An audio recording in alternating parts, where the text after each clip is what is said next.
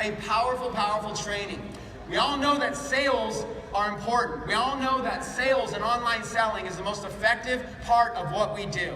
Now, as we go through these 13 elements, I'm going to go in no particular order. There is no order. What we're essentially going to do is we're going to walk through how to be able to build out a long-form sales letter, like a long-form sales page. But you can also use this in a video. Maybe you're recording a 10-minute video selling your products or services. These are also effective elements to put inside of a video. I also do want to give respect and a shout out to a mentor in copywriting I've had along the way, Colin Terrio, who actually first showed me these 13 steps. Through his business, through his copywriting business, I learned from mentors as well. And he's been very, very effective at that. So I want to go through this. So, who is this for?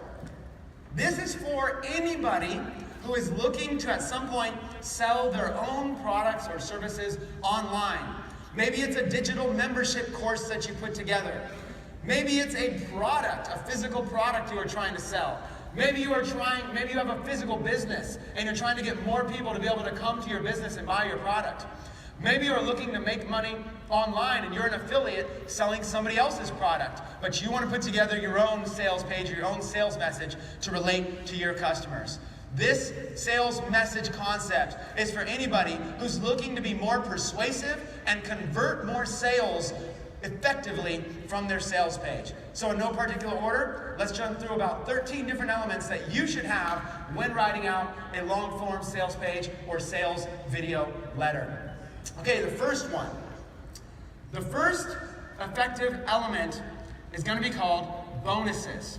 Now, people are very, very driven by bonuses. Bonus selling is extremely popular. You don't need to overdo it, but you need to stand out in a world where literally everybody else seems to be selling the same thing. For example, if you were an affiliate marketer and you were selling a big product launch coming up, well, so are thousands of other people. And people that are on your email list might also be on their email list. So, a prospect, in fact, let me ask you, how many people in this room have ever received an offer to buy a product from multiple lists that you're on? Several people were selling the same product and trying to get you to buy it, right? Yeah, pretty much everybody. So this is very, very common. In order to stand out, come up with a unique bonus. Come up with some type of a bonus that really gives them so much of an extra perceived value that it becomes a no-brainer to purchase it through you. Or maybe it's your own product that you're selling. If it's your own product that you're selling, you think, well, why might I need to bonus this? Well, let me give you a few examples. Let's say that you have a 10 video series. That's 10, let's say videos. Let's say you have a Snapchat course teaching people how to be able to use Snapchat for business. And maybe you've come up with 10 little tutorial videos. Well, sales psychology says it would be smarter to make it a 7-video course with 3 bonus videos than it would to be a 10-video course. You see, people aren't really going to buy your course so much more because 10 videos seems so much greater than 7. They won't. 7 is just fine. But 7 plus 3 amazing bonus videos sounds far better than 10. And that's what you got to understand with sales psychology, is learn to be able to create bonuses. Now, when you create bonuses, I want to advise you to never hype up the value too much. What I see all the time is, oh, buy this and get my $35,722 in extra bonuses. And then you go and you look at their bonuses and it's just a few PDF documents, right? That is not valued at $32,000. So be real. There's no reason to hype it up. People are smarter than you think. Don't treat your customers and prospects like they are dumb. Do not insult them like they are dumb. Come up with a true perceived value of the bonuses that you are selling. Do your best to be able to illustrate that. An example, oftentimes when I'm promoting products as an affiliate marketer, I might promote a course that teaches somebody search engine optimization. So let's say there's a course, and this course will teach you everything you need to know about search engine optimization. As an affiliate, if you buy through my link, that product creator will give me 50% of the commission. That's great. So instead of just sending somebody directly to that product, you know what I'll do? I'll come up with a bonus that says, hey, listen, this person's search engine optimization course is great, but if you purchase it through my link, here's what I'll do. I'll give you an extra bonus. The extra bonus I'll give you is a full case study of 3 different companies who are listed #1 for their primary keyword in Google, and we're going to do a case study, and we're going to look at exactly what's causing them to be #1. So not only do you get the search engine optimization course, which is well worth it, but you also get 3 bonus case studies that I've developed that actually give real-world examples of companies that are ranked #1 in Google for a primary keyword. And we're going to reverse engineer and see how they did it. What you've done right there is you're still promoting a product that's worth it, but now you have a bonus that people want. And when you get really good, people will start buying from you because your bonus is so much more powerful in their mind. That's what they want so much, even more than the product that they're about to buy. That's when you start converting like crazy. When I applied this bonus methodology to my own online marketing, I watched myself rise up on leaderboards where they would feature, here's the top 10 people selling this product. And I would see myself raise from 10 to 8 to #5 to #4 to even to #1 just by having a powerful bonus. Now, when creating a bonus, my best tips for you is get creative. I'm going to give you a real-world example of how I got creative with something and got amazing results and did a huge promotion. There was a product that came out in around 2014. The product was a Facebook advertising course. Now, this course was selling for $1,000. It was one of the premier courses out there teaching Facebook advertising. I didn't have a huge list.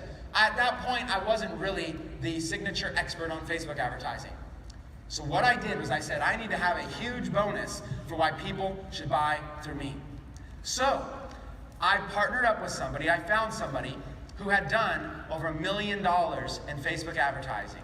And I went to them and I said, would you be open, we'd work out a deal, if I shared some of the commissions with you, would you be open to doing 3 bonus webinars with me where you basically share with all these buyers exactly what you've learned from doing $1 million in Facebook advertising, and allow them to ask you some questions about how you're making money. If you're willing to do these 3 webinars, I'm willing to share in the commission and share in the profit with you. And I said, look, there's a huge affiliate contest. If we rank in the top 5, we stand to make another $10,000 or $20,000 in bonuses. If I get these bonuses, I'd be glad to share those with you as well. So that would be the deal. All you do is come out as a guest on a couple of webinars, and that's all you have to do, and I'll gladly share with you whatever the commissions and bonuses I earn are. So now my bonus selling proposition became, this course is amazing. It's $1,000. It is the signature course on Facebook advertising. Now I know $1,000 can sometimes seem like a lot of money, so what I've done is I've teamed up with somebody who's done over $1 million in Facebook advertising. And I've assembled 3 bonus webinars where you can come and learn from somebody who's actually out there at a high level doing it, and you have the opportunity to be able to ask them questions personally, to be able to learn exactly how to be a high-level Facebook advertiser. So you can buy the product through anybody you want, but if you purchase the product through me, you get this extra bonus webinar series. That was my bonus selling proposition. And because of that, we literally did over $90,000 in sales of that product in just a few days because everybody wanted the bonus. People told me, they're like, hey, the course looks great, but you know what I really wanted? Was I wanted to get on those 3 webinars with that person. It's fascinating to be able to learn directly from somebody who's done over $1 million in advertising. I had many people say if that was all that they were getting for the $1,000, was just those 3 webinars, they would gladly have bought it. And that's when you know you have an effective bonus you've offered. Now here's the thing. Anybody in here could have set up a deal like that. Anybody in here can barter and create a bonus like that. Now, let me give you another real-world example of bonuses. Take that search engine optimization course and take those case studies. Well, you know what I might do? I might put together a few bonuses. Like bonus number 1, I'll give you a list of 500 keywords that you can rank in Google. Here's 500 words that are very popular that you can use in your search engine optimization. I'll give you another bonus. Here's 21 things that you can do to a page to be able to rank it better in Google. Now, where do I find these things? I just go on Google myself and go find people who have already taken the time to be able to write this kind of stuff, and in my resources section, I just link to them. This is all you have to do. Compile and combine information on the web as a bonus to the thing you're selling. That right there, that little technique is so effective. You do not have to be the expert at the topic. You have to become the expert at selling. When you become the expert at selling, you can literally convert anything that you want. So bonuses are a powerful way. Now, if you're their own product creator, you might want to separate part of your product out or give them some extra bonuses. Even if it's something as simple as, when I've sold a product, I've done things that says, hey, and also when you buy this product, if you buy it by Friday, we're going to do a special immersion series. We're going to do 4 weekly webinars where we're going to really dive into this as an accountability group or dive in an immersion series. That's it. Same product, and then I add on 4 weekly webinars to really dive in and help you get started with the product as a bonus. That right there is effective. So again, in no particular order, bonuses are something that will convert more sales. In fact, I guess I'll give one more kind of analogy that's maybe very real world for you. Let's say you're looking to buy a car. You want to buy maybe a Mercedes-Benz. And that Mercedes-Benz is $80,000. At this lot, that's $80,000 at that lot. But over here, you come maybe to my lot. Same exact Mercedes-Benz, same exact $80,000. But there's one thing different. I say, if you buy the Mercedes from our lot, we're throwing in a set of upgraded premium rims on that car. You can go buy the same car, $80,000 the other 2 lots. But if you buy it here, you get the same exact Mercedes-Benz, same exact value, but you also get it with an upgraded set of premium rims. Now, all things being equal, if you're gonna spend $80,000 on a Mercedes-Benz, how many people in this room would rather spend the same $80,000 with the Mercedes-Benz, but also get the upgraded premium rims? Right? All things being equal. That's bonus selling. You always just figure out a way to differentiate yourself from the market. So let's go to the next one. So first one I wanted to go through was bonuses in no particular order. The next one I want to go through here is guarantees. Okay? I want to go through guarantees. Now, guarantees are going to be slightly different. So I'm going to kind of talk about what kind of guarantees to do and what kind of guarantees not to do. Okay? So I even wrote on here, of course, you never want to guarantee financial results. What I mean is you never want to say, hey, join my program and you'll make $100,000. You don't want to do kind of guarantees like that. What you do want to consider is if it's your own product, can you offer a 7-day money-back guarantee, maybe a 2-week money-back guarantee, or what's popular is a 30-day money-back guarantee? You find some way to be able to help guarantee the results. The reason you do this is because what's going to happen is you're going to maybe have 1,000 people come visit your sales page, and out of those 1,000 people, maybe only 10 of them purchase. Well, what about the dozens and dozens and dozens of people that were about to purchase, but they were somehow on the fence, and they just didn't want to pull the trigger? Well, if you can help knock them off the fence, and if you can help kind of guarantee that purchase for them a little bit more, that's going to be that slight little advantage that you can take your sales conversion rate from like 1% to 2% to 3% with a slight little guarantee. Now, there's going to be some times that you might not want to guarantee. You might be in a business that you say, hey, look, Chris, I'd love to give a guarantee, but I can't. I've given them a physical product or a service. It actually has overhead on it. I can't just give them their money. Well, then guarantee something else, or be very, very specific. You might do something like this. All right, if you purchase this product, there are 21 videos that teach you how to get this result. If you go through all 21 videos and you follow the step-by-step process that I've given you, and if in 30 days, if you've gone through all of these, and if you've been active in our Facebook group that we have along with it, so I know you're serious, if after those 30 days you've not made at least $100 as a result of this business, then I'll be glad that you can submit your documentation to me. We'll review it to make sure you actually went through it, and we'd be glad to give you a refund. You can put on more specific terms if that makes you feel more comfortable, because at that point, most people probably won't even go through the effort to do that, and if they have gone through all the videos and they are participating, they would probably love your product, right? They wouldn't want the refund. So you can determine what kind of guarantee you want and what kind of terms you want, but I will tell you, customers will feel more confident if there is a guarantee than if there is not. Now, I also like selling the idea of no guarantee. That's another way to be able to do it. You can sell the idea of no guarantee at all. You can say, hey, there is no refund policy. If you're going to do this, there's no refund. That also can work. If you feel that there's a good time to be able to say that, then say it. But be clear about it. Do not ever be misleading. Do not ever leave the customer unsure about the guarantee. Because what's going to hurt the sale more is any kind of confusion that the customer has. So, be very, very clear. Yes, we have a guarantee, here are the terms, or no, we don't have a guarantee, and here is why. That's exactly what you want to do. Most common in this industry will be some type of a 30-day guarantee. And this is another effective tool to be able to increase conversions on your website. Okay, let's go through to the next one. The next slide here is limitations. Limitations. On your sales page, you always want to go through and explain that something is in limited supply. They cannot walk away from this. Okay? What happens is, oftentimes we put up a sales page and it's not converting. Here's one of the #1 reasons why it's not converting. Because they can come back later and buy it. You know, they're busy right now. Why don't I just come back tomorrow and buy it? Is this still open next week? Okay, I'll just buy it next week.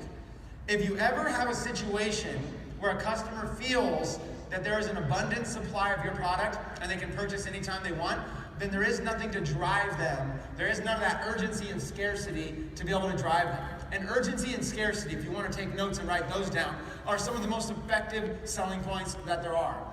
You need to create limitations, which creates this urgency. You've got to do it now. Scarcity, there's barely any of it left. Examples of this might be, hey, there's only 100 VIP tickets left for this event, and then it's closed, bottom line, absolutely. And then maybe we say, we're about to raise the price from $100 to $500 for this event, so you have until tomorrow at midnight Eastern Standard Time to be able to purchase your $100 ticket, or it'll be $500 when you purchase it later. Limitations, urgency, and scarcity are some of the most effective sales tools that you have. In fact, I use urgency and scarcity more than almost every other thing that I'm sharing with you here. Now, if you are a physical business owner, you own a small business, you might think that it's hard to be able to create this, but it's not. Look for ways to be able to add these limitations in everything you do. Maybe you own a pizza shop. Well, create some sort of special opportunity. Maybe it's a buy one, get one free, or whatever it might be. Create something and then put something in a limited supply. Maybe the next 100 customers do something, get something, or whatever it might be. When you create those limitations, it will drive more sales. Now, out of all of these bonuses, out of all of these messages I'm about to share with you, urgency and scarcity perhaps are anywhere between 2 to 3 to 4 times more effective if you use them correctly. When we started selling print-on-demand clothing online, we would always put in urgency and scarcity, such as limited edition, these are only available online, these are not available in stores, and you can only get it right now before this timer runs out. We started using services on our sales pages that would have a countdown timer right underneath the buy button. When you have a countdown timer, the mind naturally feels like I've only got that much time to be able to make a purchase, which is why countdown timers are so effective in online selling. It automatically drives you to think, oh, there's only 2 hours left of that countdown timer. I can't just go talk about it with my spouse tonight. I can't just come back to the page tomorrow because the timer will have run out. So, every single time that you build any kind of sales page or any kind of sales message, what you want to do is you want to look for ways to be able to include limitations on that message. It's one of the most vital things you could do, because they're going to be more likely to pull out their card right there on the spot if they feel like that's their only opportunity to do so. And that's what you want to do, especially if you're selling with Facebook advertising. If you're selling with Facebook advertising, yesterday we covered the idea about the variable reward system. People are scrolling through their newsfeed on Facebook, and they're seeing their friends had a baby, the other friend here, their childhood pictures. Oh, look, my other friend right here has a really cool quote on something. You know, oh, here's a selfie, and you're scrolling through. And what they're doing is they're looking for a variable reward. They're looking to find something that's like the jackpot, that justifies the 10 minutes they're spending scrolling through their newsfeed. Well, a highly targeted ad selling them something can be that jackpot. So what happens is they're not looking to buy something. When people go to Facebook, like, let me ask you a question. When you go to Amazon, how many people, when you go to Amazon.com, you have an intention to buy something? Raise your hand if you go to Amazon with an intention to buy something, right? You're not just always just browsing around Amazon. But how many people, raise your hand if you go to Facebook with an intention to buy something? I mean, think about it. Does anybody, when you think, I want to go buy something online, how many of you think, well, let me go check and see if it's on Facebook? No. You don't, right? So Facebook selling is completely different. Facebook selling is distraction-based selling. I'm looking to pull you away from your variable reward scrolling, where you're just scrolling through the newsfeed looking for a reward. I'm looking to distract you and pull you away and pull you onto my website. Now that I've got your attention, I'm looking on that web page. I need to use some limitations to get you to immediately purchase something. For example, let's say that I use Facebook targeting and I'm targeting women who are 35 to 55 years old who Facebook tells me are likely to be pit bull dog owners. So women 35 to 55 who are likely to own a pit bull dog as a pet. Now what I do is I might have a shirt that, and maybe I choose moms as well or whatever it is. And I might have a print-on-demand shirt that says, "This mom loves her pit bull," and a cute little picture of a pit bull with a heart on it. Something that simple, very simple. And I might have a coffee mug with it as well. And I could just right there say, limited edition, Pitbull Mom Lovers t-shirt, limited supply. We've got 20 of them available today only. Now what's happened is, they weren't expecting to buy a shirt like that, but they scroll through the newsfeed and they go, "Wow, this is speaking to me." They click on it. You only have their attention for about 10 seconds. They need to realize that this is not available in stores. The only chance they will ever get to buy it is right now. And they're on Facebook. It's not like Amazon where they can come back later.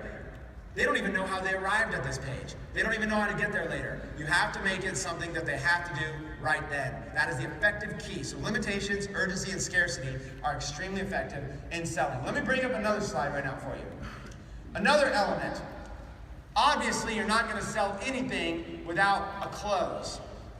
Closes are obviously where you're going to ask for them to pull out their credit card and purchase the item. Now, many people make a mistake. Oftentimes, when you're selling something, you only ask for the close once.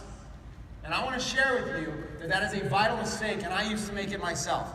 For example, I would do an hour-long webinar, and at about the time that I got to the 50-minute mark, I would then ask for the sale.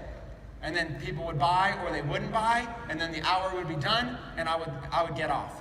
I quickly learned that that is not an effective way to sell. Same thing with the sales page. You write up your sales page, you write up all this stuff about why they should buy, you show all this stuff, then you get down to the buy button, and they have to find it on the page, and then when they finally find it, then they have the opportunity to buy. It's not effective. Now, on every sales page that I build long-form sales pages, what I like to do is I like to ask for the sale multiple times. I think the magic sweet spot is 3 times. Let me tell you what I would do on a standard sales page.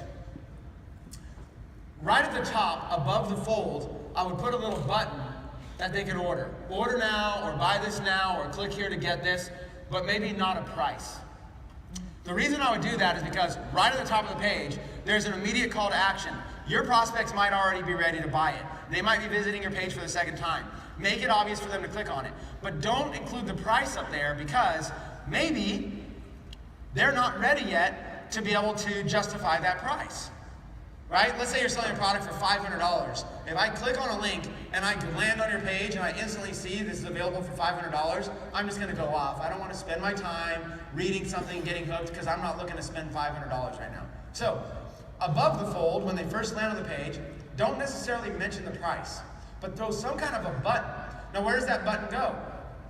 I think that button takes them all the way down to the bottom of the page where there's a checkout button that shows the price. That's what I think is the best thing to do. Or maybe it throws a little pop-up. It doesn't take them off the page. You want to keep them on the page to read the whole entire page and learn everything about your product. You give them the option to be able to click something if they're ready to buy. That would be sale number 1, close number 1. Close number 2 would be in the middle of the page. Somewhere down the middle of the page, you've done a little bit of selling. You've maybe shown them some videos, some features, some stuff like that. You've done a little bit of selling. So now, it's time to ask for maybe the initial sale, the initial close. So you're kind of like, hey, if you're loving what you've heard so far, no reason to read any further, click here to purchase. It's an unbelievable deal. Here you go. You go into your little price justification. Here's the price. If you're ready, go ahead and do it now. If not, then read these testimonials below or whatever it might be. So somewhere along the middle of the page, you ask for the sale. Then at the bottom of the page, when they scrolled all the way down, you ask for the sale again. You go down there and say, hey, if you've read this far, then obviously you're very serious and here you go. Here's the offer that we have. Here's our guarantee, whatever it might be. Here's our bonus again. Purchase now. We have limited supply. It's getting ready to close down. This offer will not be available tomorrow. Make sure that you purchase it right now. So an effective sales page should have at least 3 calls to action. Now, if it's just a very short page, if all I'm doing is selling a t-shirt, then I might just put a t-shirt, a title, a paragraph, and a buy button. A t-shirt's pretty self-explanatory. How much information do you really need to know about buying a t-shirt? Right, you just see it, you're like, I either like it or I don't. But if I'm selling you, let's say, a course on a strategy of how to make money, then I need to justify that a little bit more. So that's what you want to do. Close at least 3 times on your sales page. How does that work in the video world? If you're making a video, here's what I recommend you do. I recommend in a video that you obviously have some sort of a link in the description as a call to action. And with that link, you're always referencing it. During your video, you're going to say, now listen, all throughout the video, several closes, you're going to say, now listen, below this video, you're going to see a link. When you click that link, it's going to take you to a page where you're able to join this opportunity or where you're able to purchase this product. I highly recommend that you do that immediately because the deal that I'm talking about might not be available. And I might even use language like this. You ready for this language? In fact, click the link right now to see if that deal is even still available in the first place. Go ahead and click it right now. Just check to see if that deal is even available because it might be gone. What you're doing is, out of curiosity, hey, let me just click the link and see. Yeah. What you're doing is you're constantly driving them to the thing you want them to do. What you want them to do, of course, is watch your whole video. But people have a short attention span. They likely will not watch your whole video. They need to watch enough of your video to decide if this is a product or service that they want to invest money into. Same with your sales page. They're likely not going to read your whole sales page. They're going to read enough to determine, is this something that I need in my business? So remember, don't wait until the end to sell them, because there's a whole entire audience that's not going to make it all the way to the end. Wow. That's the key. That's something you've got to get ready to be able to do in your sales messages. Drip your closes all throughout the entire message. Let's go to another element of a successful sales page. This element is called proof. Proof. Now, proof is different than testimonial, so I'm going to do that next. But proof. Now, proof selling is pretty obvious, but the main way that I like to say it is that if your product that you're selling doesn't work, then why are you selling it in the first place? Are you selling something just to make money? No. Sell stuff that works. Sell and have some proof that it actually works. So, if your product does work, then you need to show some evidence of that. Evidence could be screenshots of it working. Evidence can be little video recordings showing the result. Evidence can be maybe you record your screen and you log in and show them the result. Evidence can be any kind of proof. So, whatever the product you're selling. So let's say that I'm selling, as an affiliate, let's say that I'm selling Techademics. It's a school that teaches internet marketing education. Okay, sounds great. But why does a customer want to buy that? Well, what results do you have? A result might be something like you meet a fellow student and that student shares with you a testimonial that says, oh wow, I used one of Chris Reckard's strategies and I just got 298,000 views on my video overnight for $15. Okay, that's a testimonial, but you can turn it into proof by literally taking a little screenshot of whatever it might be. You can take a little screenshot, maybe a little video that just says proof number 1. Maybe just that you meet that person at college, they show their phone showing the result. Proof number 1, you basically just take a screenshot or maybe a little video that says, hey, I'm sitting here with somebody, check out this proof. They just applied some of the principles they learned from Techademics and look at the result they instantly turned around and got. That's powerful. So you go through and you illustrate proof. Not only proof that it's working for you, but proof that it's working for your customers and for your students. If you're going to sell a course or if you're going to sell a product, there must be proof. Proof is designed so that they get belief. Proof is designed because here's the problem. Customers don't believe in themselves. Most. They need to believe in themselves, right? Now, if you're some big hotshot, they might go, yeah, well, look at this guy, Chris. Of course he's succeeding. I mean, look, he's on stage talking to, whatever, thousands of people. Of course he's succeeding. Of course he's successful, but I can never be like that. Well, that's where people are at. You have to understand all that. Since they have that lack of belief, it helps tremendously to show them a range of proof. Hey, here's Debbie, she's a stay-at-home mom in Kansas, and she had never done anything before, and check out what she did in her first 30 days applying this system. Now, here's Bob. Bob's a banker. Now, all he knew was banking, but he had a little bit of financial skills, so when he came online, he started crunching data. Look what he did in his first 90 days online. And then over here, hey, here's Vic. Vic was an excellent marketer. Vic is already very, very successful, but he recognized a good opportunity, and look what Vic did in his first 6 months with this business and this result. Not testimonials, we're talking proof. Now, anytime that you're going to use proof, make sure that you have documentation to back it up. What you don't want to do is you don't ever want to get in the habit where you're leveraging some proof that isn't actually real, because you can get in trouble. So if you're just grabbing screenshots and stuff like that, remember, screenshots can be faked. So if you're ever going to use something, you want to do your best to make sure it's actual, real proof of your product or service working, or the product or service you're selling, making sure that it's working. Proof is vital to increase the belief of the customer, so eventually they go, you know what, I don't think I can be like Chris, but Susie, homemaker in Kansas, who never even did anything online before, she has kids and full-time, and literally in an hour a day, she was able to create this result in 30 days. That's something I can believe. That belief right there is gonna make your prospects feel like, okay, I'll give this a try. If Susie can do it, I'll give it a try. It's vital you include proof in your messages. Now let's illustrate the difference between proof and the next element, which is testimonials. Testimonials are kind of an extension of proof. Testimonials are where you go beyond screenshots, and now you go into actually written or verbal or visual communication from your prospects or your customers, existing customers, that are edifying you, edifying your product, edifying your system, edifying the results. So that's where maybe you have, proof number one. You have a case study of Susie applying your product or system and getting a result. Now, testimonial from Susie further down the page, Susie might say, hi, my name is Susie. I'm a homemaker, and I'm a stay-at-home mom in Kansas. I've got 2 children. I'm a full-time mom. I homeschool my kids, and I went online to try to learn how to make money. I tried a whole bunch of different courses. None of them ever worked. Nothing ever worked for me. Then I came along to Chris Record, and I met Chris Record. And you know what? At first I thought, I've already tried so many things. I don't want to try something new. But you know what? I saw that students were getting results, so I decided, why not give it a chance? And I have to say, I was completely blown away. Everything else that I purchased, I never made money with.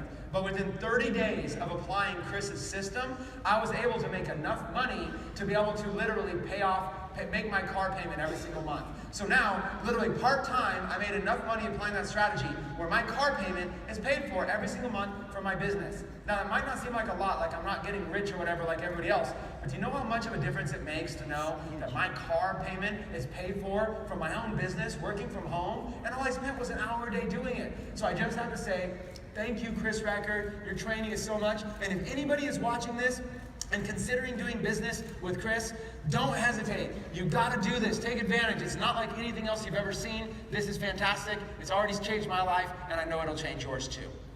That's a testimonial.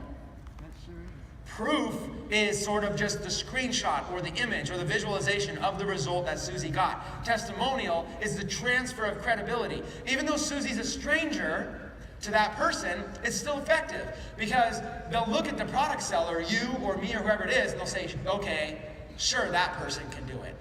Or they won't relate. So you want to get a variety of testimonials. You want to get the stay-at-home mom. You want to get somebody who's maybe an older demographic, the baby boomers or even older generation, and say, hey, you know what? I see all these young whizzes out there making money, and gosh, it drives me crazy because we're a little bit older, and we thought, well, sure, they can do it, but what about us? What about people in my generation? So I gave Chris's product or system a try, and I have to tell you what. The training was so simple that even somebody at my age could understand it and do it. It wasn't one of these technology whiz kid things that all the young kids are brilliant at. It was something that I could follow step by step as a beginner and make money. So if you're watching this video and you're at my age range, which is whatever, and you're wondering if this can work for you, it can, and it's working for us. And we honestly tell you, take if it's a leap of faith, then take that leap of faith, because how awesome would it be if you did create a result with this? You see, you get the variety of testimonials. You get the testimonials of different ages, different nationalities, different genders, different experience levels, different results. You might think, oh, well, the only thing that's going to motivate people is if they can make $100,000 a year from this product. No. The masses are actually very motivated to make an extra $200 a month, $300, $500 a month. You'd be surprised. So, show a variety of testimonials. Testimonials are your way to relating to a large audience. If you're wondering why you're getting a low conversion rate, if you're sending 1,000 people to your website and only 10 of them are buying, the reason why is that one of the reasons is you're not relating to that broad audience enough.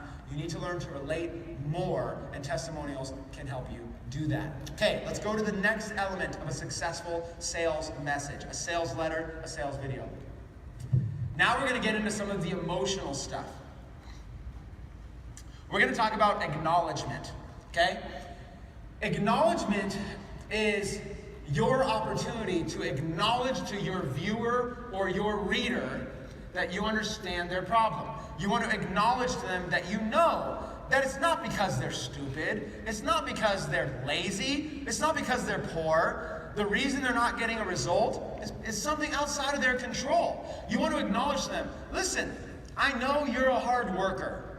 I know you've tried other things and they didn't work. I know it's not because of you being too lazy. All these other people are out there saying, oh, it's just, you're a lazy bum, you need to get to work. But I know that's not you. You want this, otherwise you wouldn't be here in the first place, right? Acknowledge to them, because you have to remember, at first you're a stranger. How can you take a cold traffic visitor to your website and they hear about you? How can you take that person from becoming an absolute stranger to being somebody that they feel connected to? Acknowledgement is going to help you connect to more people. We call this building rapport. When you build rapport with somebody, you help acknowledge their situation, and you acknowledge that there's something out of their control that's the thing that's blocking them. And then you come in there, now they feel that the guard is down a little bit. People put up a big guard, a big wall, and it's let down a little bit, going, finally, someone gets it. Someone else gets it. Now, it might be their fault. They might be buying courses and never taking action, right? So it might be their fault. But in their mind, there's got to be something that's blocking me from success. I'm buying all the courses, I'm attending all these things, I'm doing all this. What's blocking me? So you have to acknowledge that. So let's go through these series of emotions. Acknowledgement, and then we're going to go through this whole entire thing now to be able to take them on this journey from you being a stranger. Next one's going to be the authority. And again, in no particular order. You're acknowledging their situation in the story, in the letter, in the video. You're acknowledging that. And now you're also having to build authority. Now, authority might have already come early on. Authority might have come in the first minute or so. But authority is the idea of, why should they listen to you? Who are you? Why should they trust you? What is your credibility? What are your credentials? Think about it. It's the internet. You don't just see a random stranger and send them money. Okay? There has to be something that they get to the point where they don't see you as some random person on the internet that they're sending money to. There has to be, this gap has to be closed. Authority's going to close that. Now, early this morning, in this morning session, you heard a lot of techniques about building authority. Was this morning session pretty helpful, you guys? Yeah. You heard techniques on how to be able to create authority instantly. And actually, yesterday, do you remember how I was talking to you about creating authority? Remember the video? Here I am on stage in Arizona, right? Things like that. There's ways to be able to create authority. Let me give you a couple of the two main ways: pictures and videos with other people. In the hallways, last night and the night before at the parties that we had here, I spent however much time. I don't know if you guys ever saw me at those parties, but it was hundreds and hundreds and hundreds of pictures. It's crazy. How many people were at the party last night? Fam members? You guys at the fam party? Right? Crazy, right? Just from the moment I walked in, it was pictures, pictures, pictures, pictures. Why do I do that instead of just mixing and mingling? I do that because I understand, and I'm there for you. I serve you because I understand that picture with me is one step towards helping you build authority. So I know I can help you build authority. So can videos. Now, it doesn't have to just be with me. It can be with anybody. If you have the opportunity to be able to co-brand yourself alongside other people with authority, that's going to significantly increase your own authority. It's like borrowed authority, okay? For example, one of the things I did early on to be able to create a lot of authority for myself was picture quotes. I created an entire website with all of these picture quotes, and I invested several $100s to do this. Picture quotes of all the biggest celebrities and their quotes, you know? Whatever it might be, Anthony Robbins, people like that, you know, Bill Gates, whoever it might be. All of these different types of people, Mark Cuban, there was all these different people. People that were like level 10 versions of myself. And I created quotes of all these people, and then every 5th or 10th quote was Chris Record. So it was like Mark Cuban, Anthony Robbins, Donald Trump, you know, Barack Obama, you know, whoever it was, Hillary Clinton, the Chris Record. They're like, Chris Record? Who's this person? Oh, don't worry about that. Gary Vaynerchuk. We're Mark Cuban. Keep going. I think I'm doing that myself recently. What? This association was powerful. That branding. So you find these celebrities, and it was even more fun, like Gandhi, Martin Luther King, Mother Teresa, Chris Record. It was an interesting thing. It's been several $100s, but it's creative, right? It's this branded authority. So I just took like these shoots, and I came up with little quotes, and the quotes were like, my quotes was like, the key to success is taking massive action. That was it. It was not hard, okay? It wasn't like I had to be some, you know, like Mother Teresa's quotes were like powerful and impactful, you know? People got them hanging all over their house. Chris Record's quote, it's like, who is this guy? What is this quote? But what happens is, I started leaking these out there, and they basically started getting just as much shares and just as much likes as a Bill Gates quote or a Steve Jobs quote was getting. It was interesting. I was putting together these pages and Pinterest and Facebook and all this, and I would share all these quotes, and then you'd throw up my quote and get just as many shares because people were just loving the idea of sharing these quotes. So there's ways to be able to create credibility. There's ways to be able to go to, that's another reason why going to events is so powerful. The next time we hold a live event, no matter where it is in the world, you need to be there. And when you come next time, you need to come with a strategy to be able to leverage authority. You want to find out who are all the top people making money. Who are all the top people of influence in this thing? Do you know that I just had one of my friends that was here, just left today. He was here this weekend. I noticed barely anybody was talking to him. Maybe you didn't know him. But he has like a network. He has access to like a network of big Instagram influencers. Combined, it's like over 10 million followers on Instagram. And even his own accounts is like, you know, 650,000 here, 1 million there. You guys, there's people like that in this very room that are already here next to you. You just don't know it yet. Find out who these people are, figure out a way to be able to get a picture with them, or maybe even a quick little video. The quick little video could just be something simple like, hey, I'm here with this person, this is their handle on social media, they're huge. Hey, do you have any basic tips that you would suggest for somebody getting started?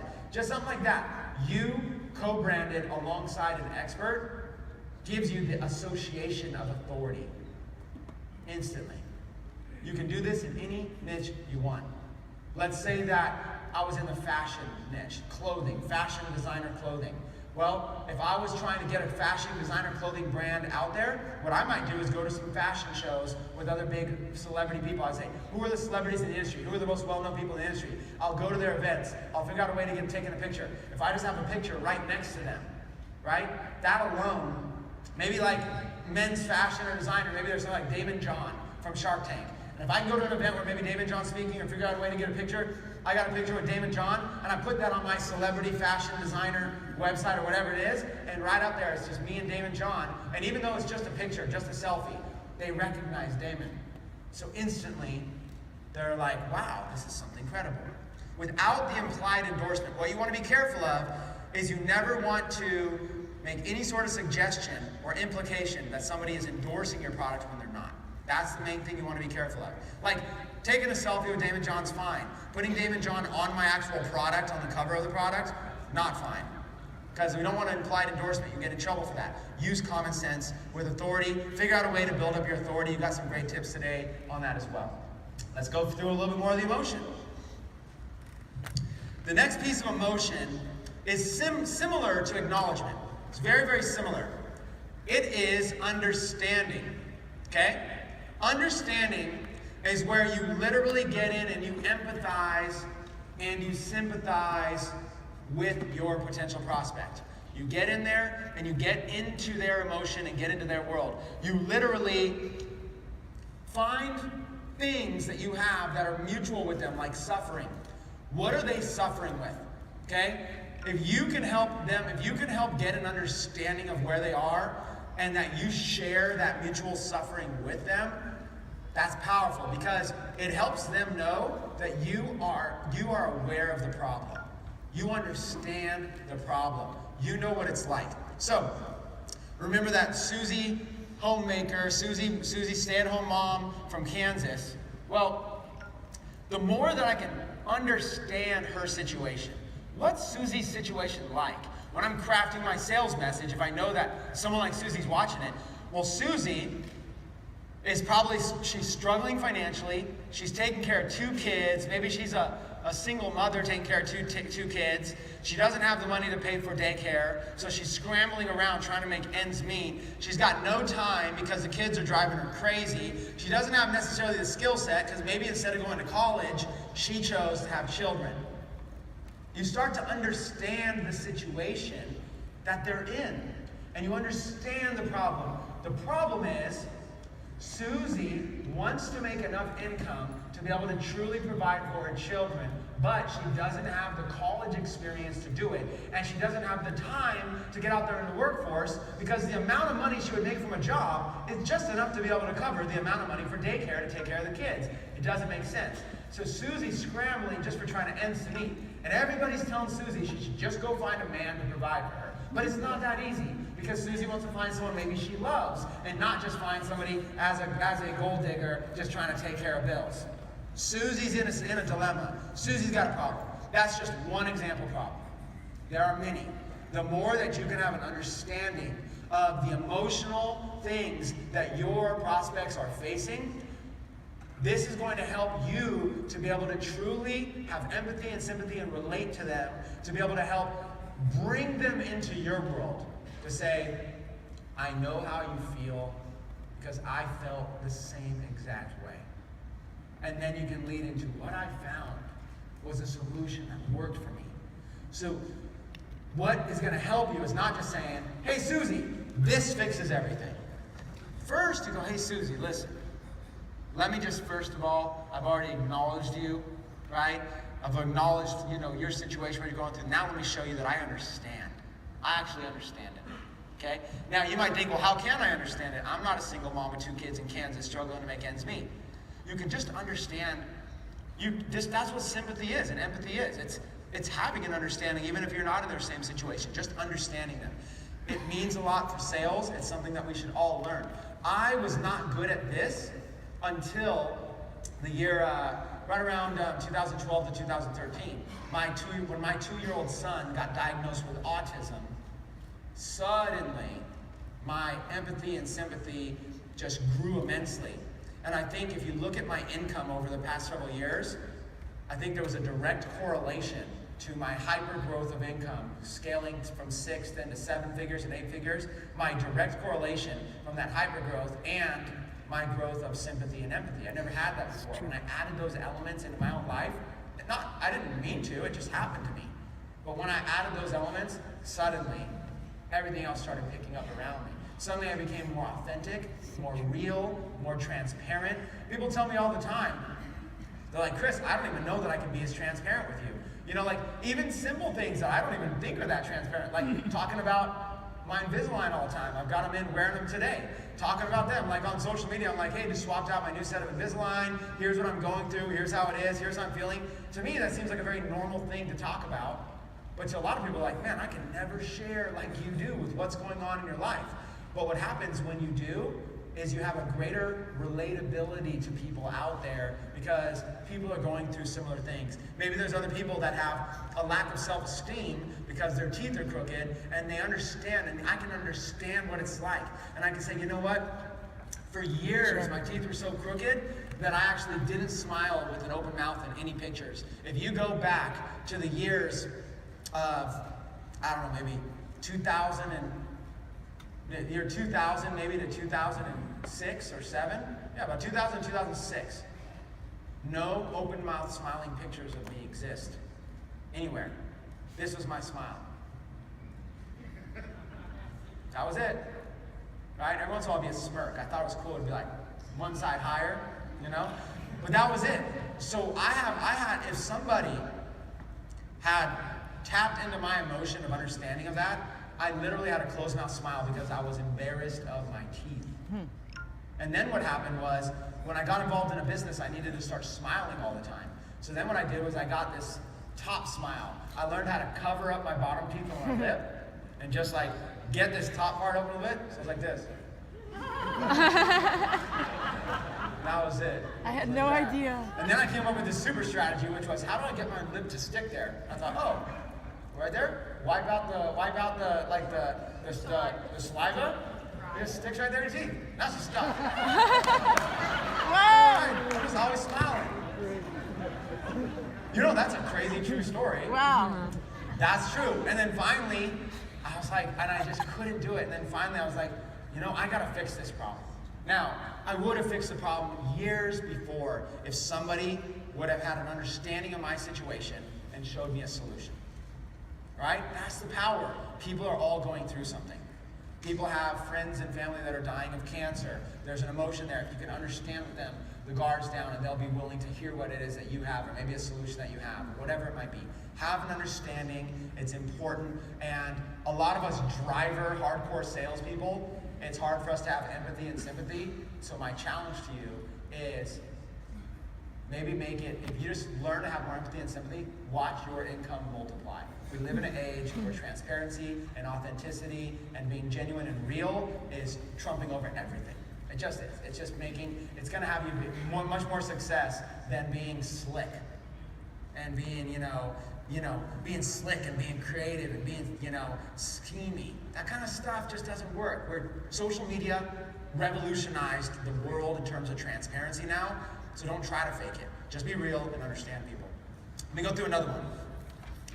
Kind of digging deep into some of the emotional aspects of sales now. The next one is pain agitation.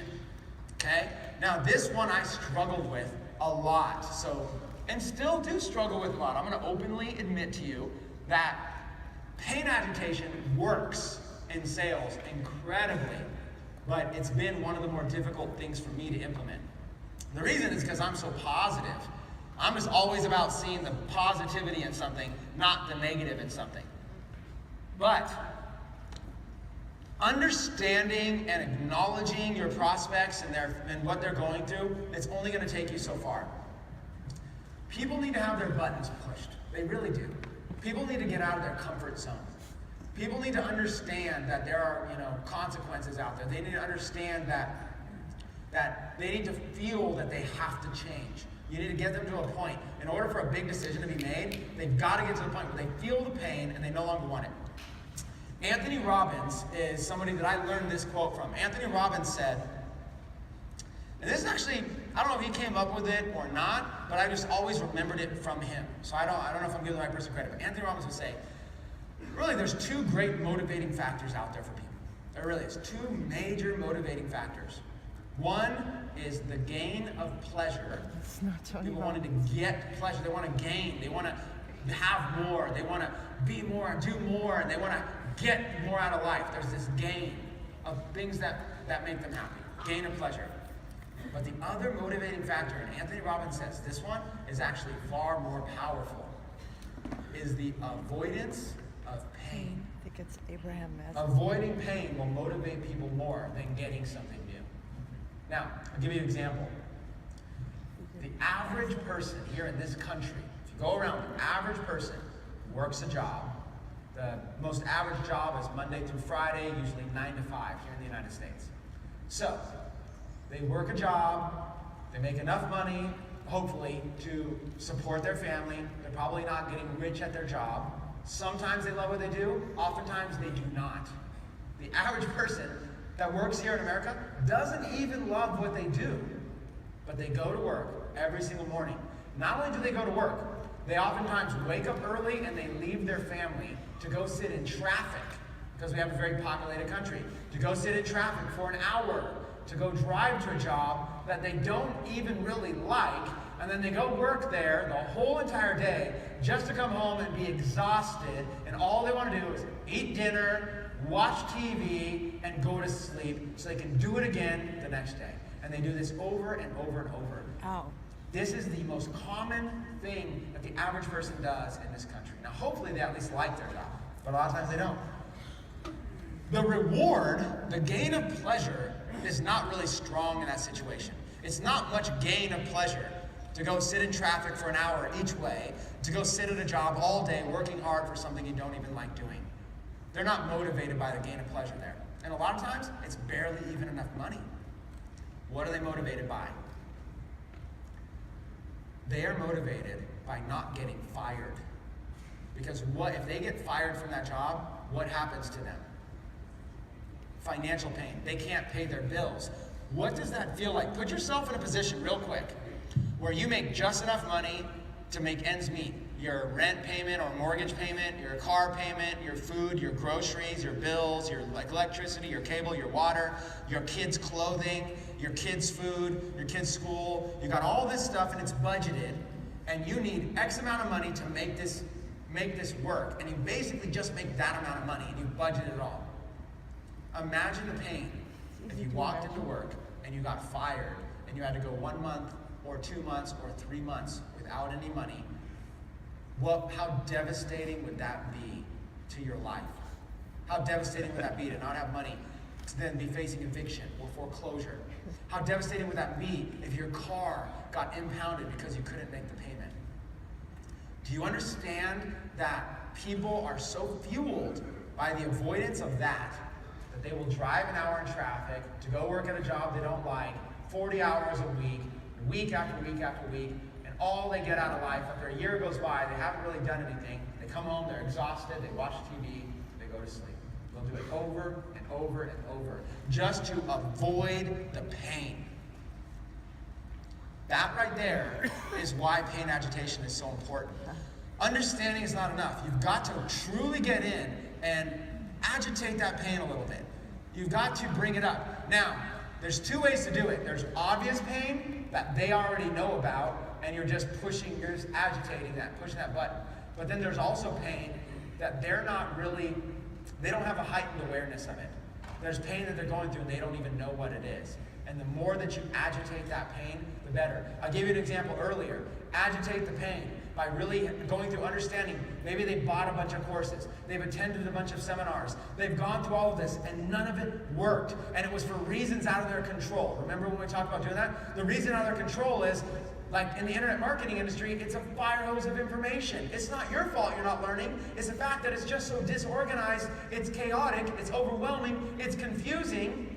And then the solution is structured education. Here's this new solution I found. But the pain agitation is, listen, every single dollar you spend on every single course out there, and every hour that you spend away from your family, you're already spending time away from your family for your job. Now you're spending time away from your family on webinars that's not even working. So you're literally taking time away from your children on things that aren't even working. You're agitating the pain a little bit. You're spending money that you likely don't even have. You're going into debt. You're getting into debt with credit cards. How does that debt feel? Stop. Right? There's all of this pain. Now, you relate to people because it's real. Most of us in this room can relate to a pain like that. Most of us in the room probably have invested a lot in things that didn't work. You can relate to that pain. So, you know it personally. You know how it feels. Relate to them and agitate that pain. People are going to be motivated by the avoidance of that pain. So if you bring that pain to the surface, they're going to do anything that they can to get rid of that. Pain agitation is a vital selling tool for you. Let's go to another section here. Another element we're going to talk about real quick is promises. Not to be confused with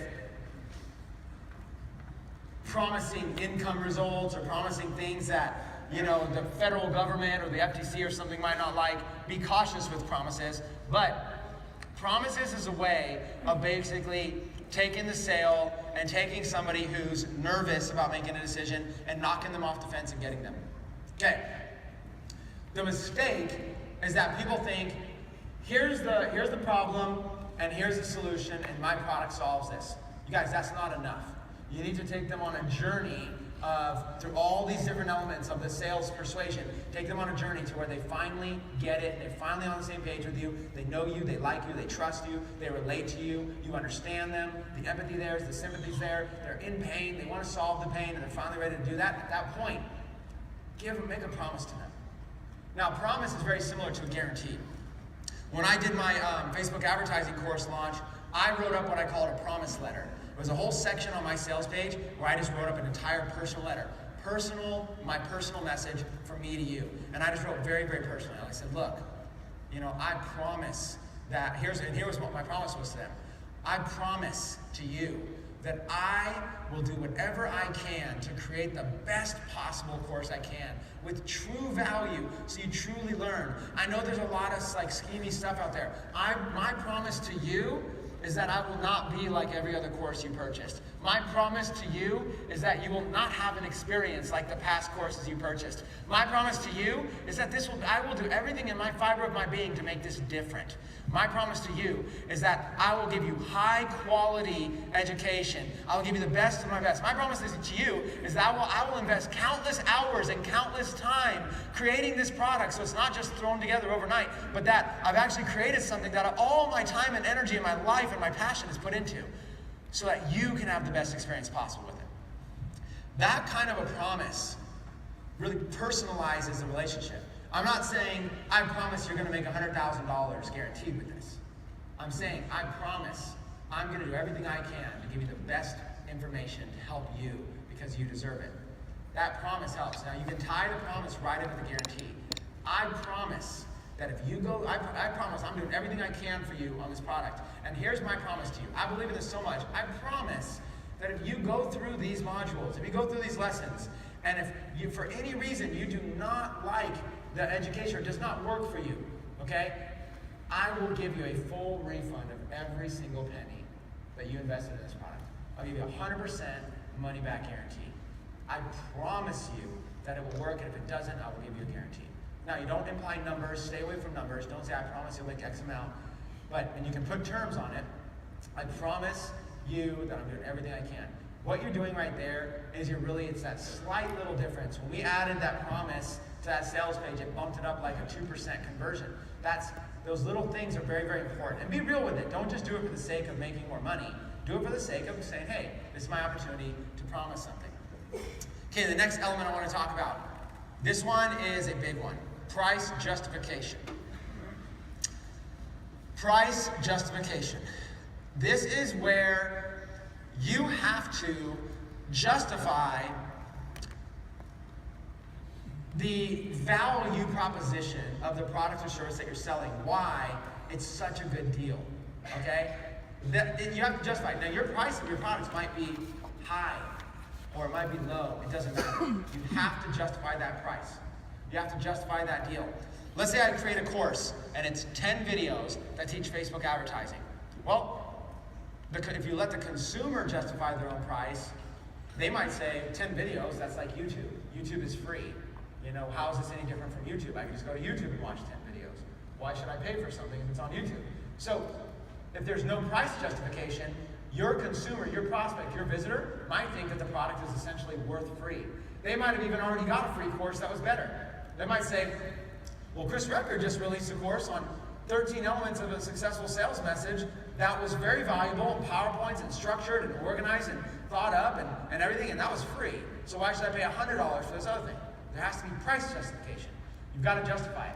So what you want to do is you want to basically justify, your best way to do this is to justify that the product will be worth it, even if it were double or triple or 10 times the price, okay? So you do this through comparisons.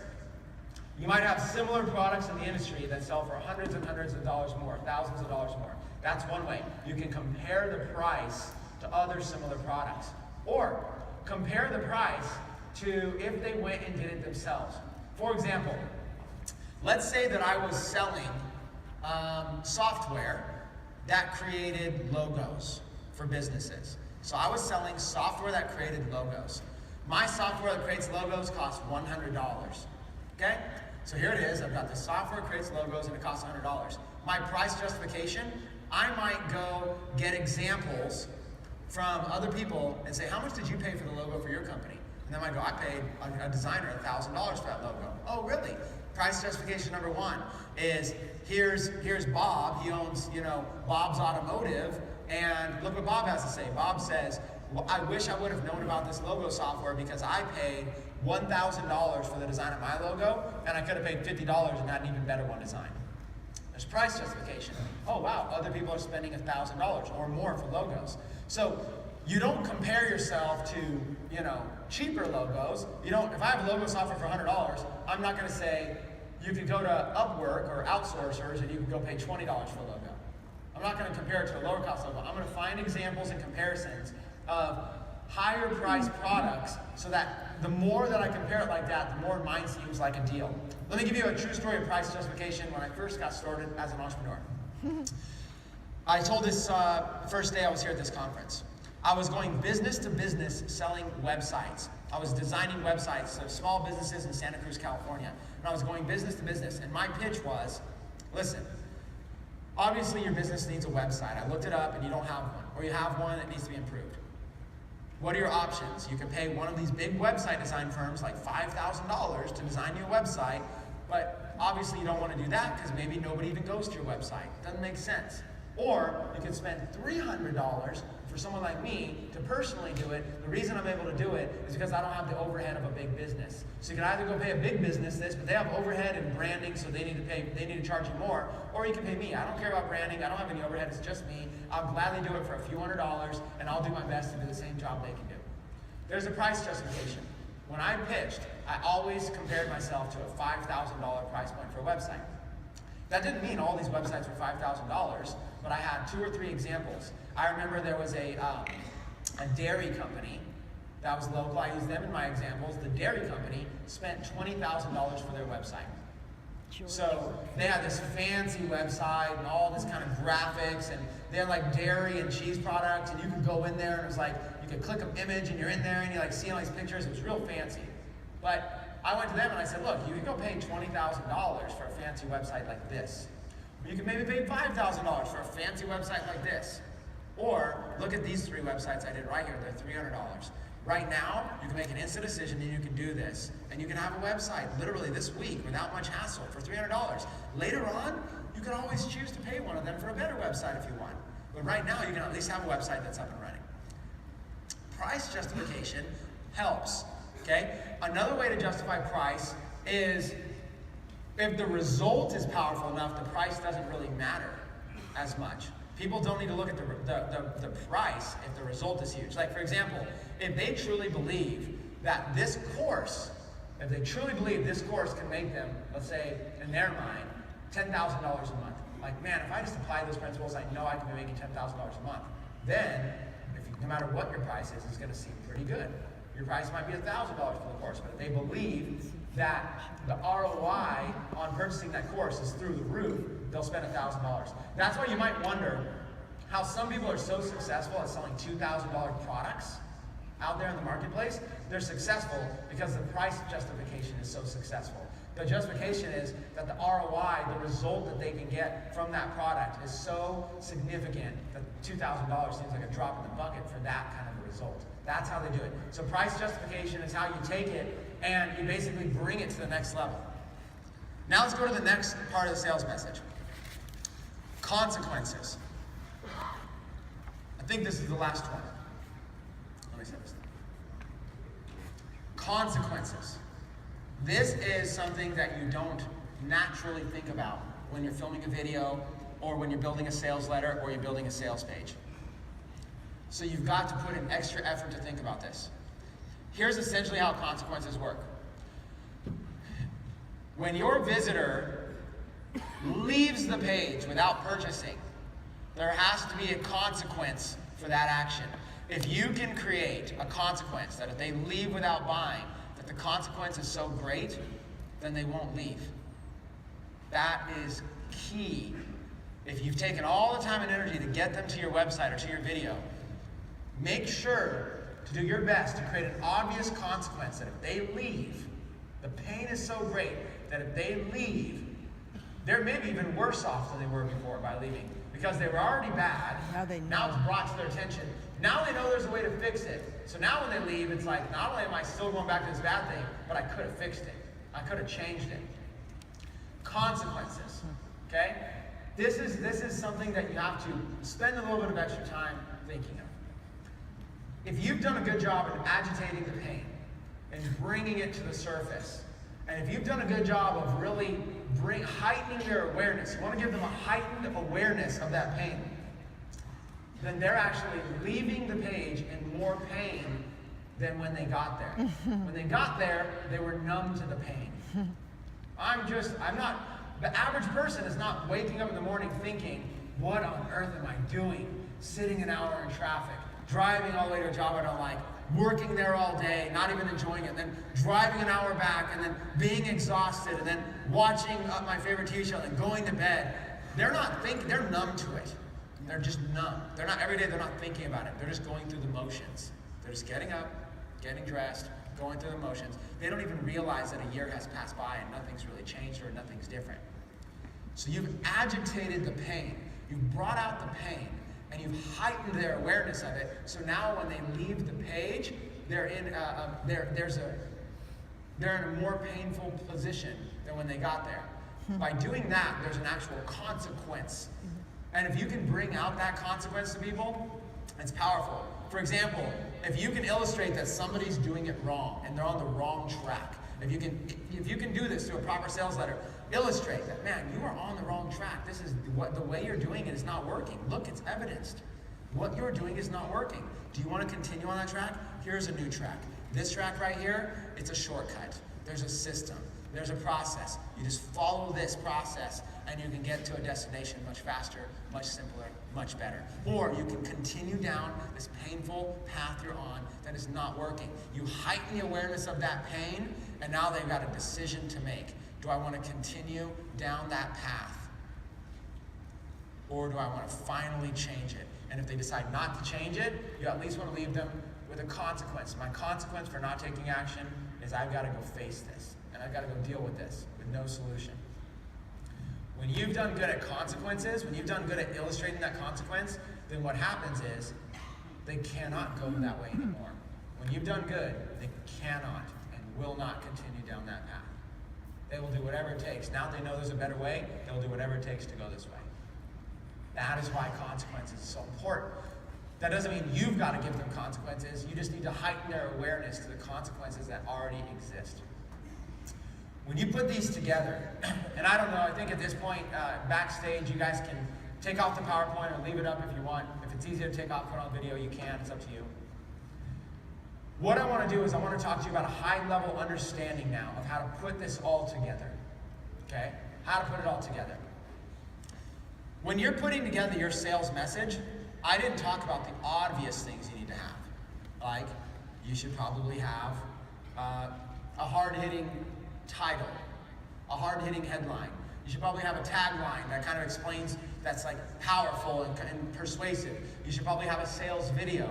You should probably have, features about your product. You should probably have all of these types of things about your product. I didn't mention any of those. The reason is because those are all obvious.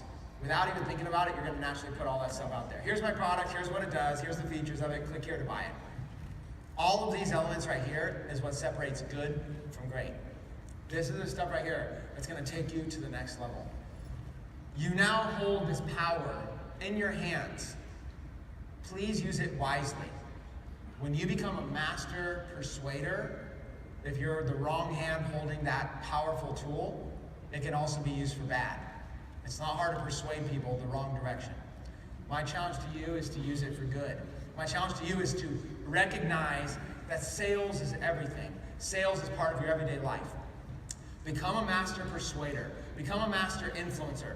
Learn these messages. Learn these concepts so that you can grow your own small business, or you can grow your affiliate marketing business, or you can become the top sales rep in a company, or you can build an online e-commerce business and you can convert more sales with everybody that comes. Become a master persuader and watch as you have the ability to create abundance just like that on demand, anytime you want for anything. Watch as you can now come up with a plan to be able to do a $100,000 product launch or $1 million product launch, and you understand the recipe for being able to take somebody on a journey to the point where they want to purchase what it is that you have to sell. That's what's going to make us great. And the reason I want to teach you this is because the better and more persuasive that you can become, it becomes a win-win situation. There's nothing more than having everybody to be successful affiliates. Having each and every single one of you having massive success promoting Techademics as an affiliate offer. That's what I want. So I want to teach you and want to empower you with literally high-level skills to really be able to wrap up your message, wrap up your concept, wrap up your sales letter, your video. So the challenge to you is this. If you ever try to sell something, go through these 13 or so points and ask yourself, do I have pain agitation in there? Do I have understanding? Do I have sympathy with the person? Am I putting myself in their shoes? When I'm telling this story, is there relatability? Are we building rapport? Ask yourself these questions. Say, am I hitting these? Do I have a guarantee? Do I have a cool bonus that makes them want to be able to buy? So I'm hitting the gain of pleasure and the avoidance of pain. Do I have the story weaved in there where people feel like they break down the walls and they feel like they really get to know me? Do I have the know you, like you, trust you factor where I've got some co-branding and some co-credibility and authority where they want to do business with me now? Do I have a guarantee to put them at ease? To say, you know what? Okay, I'm willing to give this a shot. The better that you can get, the more money you can make, then you can become a testimonial for our vision. And that's the thing. If I can create hundreds and even thousands of testimonials of all of us actually creating real results in your own business, then you can say, thank you, Techademics, for giving me knowledge to be able to help me go out there and make more money in my life. I owe my knowledge, I owe my success to Techademics. You share that story, we scream that story from the top of every mountaintop out there, and this business and this company will revolutionize the entire world. So this is a quick study.